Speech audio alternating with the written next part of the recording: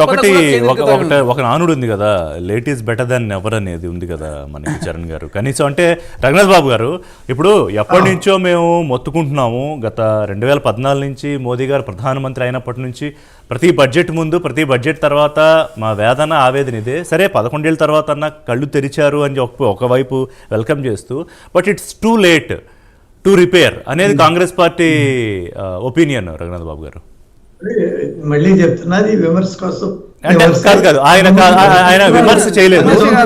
కొంత కాంక్రీట్ గా డేటాతో మాట్లాడారు. వాళ్ళు చేసేసి ఉండొచ్చు, అంటే వన్స్ ఫర్ ఆల్ సెటిలైట్ చేసి ఉండొచ్చు. 10 బడ్జెట్లు వాళ్ళకి అవకాశం వచ్చింది కాబట్టి ఇప్పుడు 14 నుంచి మొత్తుకుంటున్నారంటే అంతకుముందు 10 ఏళ్ళు ఏం చేయలేదు కాబట్టి 14 నుంచి మొత్తుకోవాల్సి వచ్చింది. ఆ 10 ఏళ్ళు వాళ్ళు నిమ్మకు నీరెత్తినట్టున్నారా అనే ప్రశ్న వస్తుంది. 14 నుంచి అంటున్నారంటే అంటే 13 వరకు ఏం చేసినట్టు. కాబట్టి ఎన్ని ఆర్గ్యుమెంట్ కోసం కానీ రఘునాథ్ బాబు గారు, ఇప్పుడు మీకు తెలియదు కాదు, మనం మన్మోహన్ సింగ్ ప్రధానమంత్రిగా ఉన్నప్పుడు జీడిపి 8% టచ్ అయింది. వాళ్ళు 6.4 నుంచి 6.8 ఎక్స్పెక్టెడ్. నేను అందుకే చెప్పింది, వరల్డ్ కంపేర్ చేయాలా, ఇండియాదే కాదు, ఇండియా టు ఇండియా కాదు, వరల్డ్ టు ఇండియా కూడా చేయాలా. Entire world is reeling under recession. అన్ని దేశాల్లో చాలా ప్రాబ్లమ్స్ ఉన్నాయి, అమెరికా లాంటి దేశాల్లోనే. అవి చైనాలో ఎంత ప్రాబ్లం ఉంది అసలు. కోవిడ్ తర్వాత మొన్నటి దాకా ఓపెన్ కాల. ఇప్పుడు మనం స్టాక్ మార్కెట్ ఓకే, మనం కోవిడ్ అప్పుడు 25-26 వేలు ఉండేది, మన 85,000కి వెళ్ళింది. ఇప్పుడు 75,000కి వచ్చి ఉండొచ్చు, మనం తగ్గి ఉండొచ్చు, కానీ 3 times పెరిగింది. అదే చైనాలో చూడండి స్టాక్ మార్కెట్ కేవలం ఈ 4-5 ఏళ్లలో 10 to 12%, మనకి 300% పెరిగింది. కాదు, ఇప్పుడు మీరు అబ్జర్వ్ చేశారా, జస్ట్ ఇప్పుడు ఒక 30 minutes నుంచి stock market is going down. Already 297 points down అయింది. సెన్సెక్స్ 50 points నిఫ్టీ. అంటే కాదు, పాజిటివ్ ఇండికేషన్ లేదంటారా కార్పొరేట్స్ లో? 3 times పెరిగినాక కాస్త కూస్తూ తగ్గటం అనేది ఇట్ ఈస్ అసలు క్వైట్ బట్ న్యాచురల్. అంత పెరగటమే కరెక్షన్. ఇది కరెక్షన్ లో జరుగుతారు. అదే మీరు ఇతర దేశాలు, మన ప్రధాన ఇది నియరెస్ట్ చైనాయే కదా అన్ని రకాలుగా. సో చైనాలో పరిస్థితి ఏంటి, మన పరిస్థితి ఏంటి కంపేర్ చేయండి. ఇండియాలో 8% 6% అంటున్నారు, కానీ what is China's and what is India's? అదే పీరియడ్ లో, అదే 10 years అప్పుడు చైనా ఇదేంటి, ఇప్పుడు చైనా ఏంటి, వాట్ ఈస్ అప్పుడు ఇండియా ఏంటి, ఇప్పుడు ఇండియా కంపేర్ చేయండి.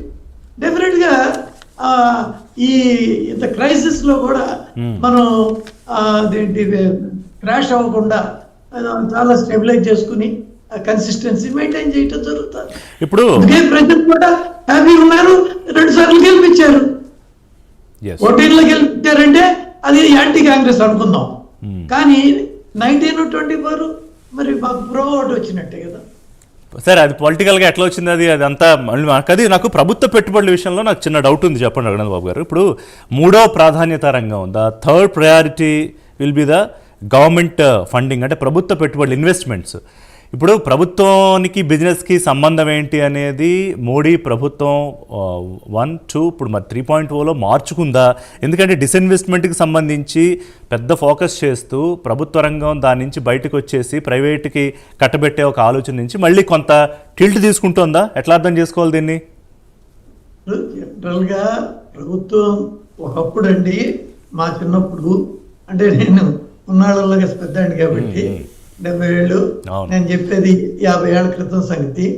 అప్పుడు ఇలా ఒక పెద్ద ప్రాజెక్టులు ఏమైనా పెట్టాలంటే డబ్బులు ఎవరి దగ్గర ఉండేవి కాదు, ప్రజల దగ్గర ఉండేవి కాదు, ఈ రైజ్ చేయడానికి క్యాపిటల్ మార్కెట్స్ ఉండేవి కాదు.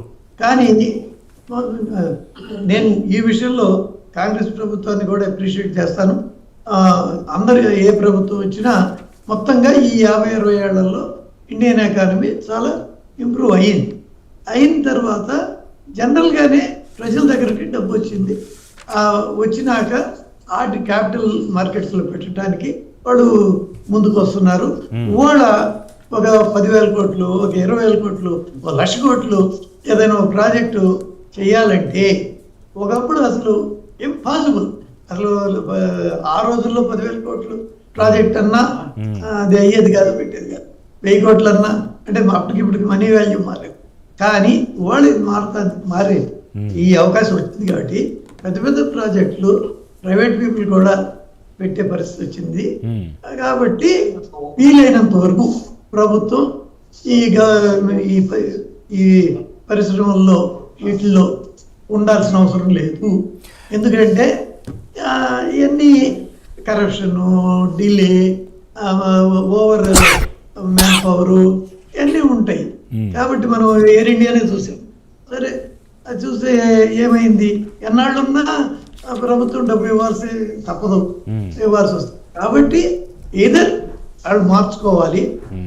ప్రైవేట్ కరెక్టే కాదు, అదంతా నాకు అర్థం. కానీ ఇప్పుడు మళ్ళీ ప్రభుత్వ పెట్టుబడులు పెంచుతూ దాన్ని 3వ ప్రాధాన్యత రంగంగా ఉంచడం అనేది అంటే అదే అన్న ఆలోచన మార్చుకుంటోందా అనేది. అంటే కొంత ఎక్కడైనా ఈ కాంపిటీషన్ లేకుండా ఉన్న పరిస్థితుల్లో ప్రైవేట్ వాళ్ళు ఎక్స్ప్లాయిట్ చేసేది ఉన్న చోట తప్పకుండా ప్రభుత్వం కూడా వాళ్ళ ప్రెజెన్స్ ఉంటే, ప్రభుత్వ రంగ సంస్థ కూడా ఒకటి ఉంటే అది వీళ్ళని చెక్లో ఉంచడానికి ఉపయోగపడుతుంది. బహుశా అటువంటి ప్రాధాన్యత అవ్వచ్చు.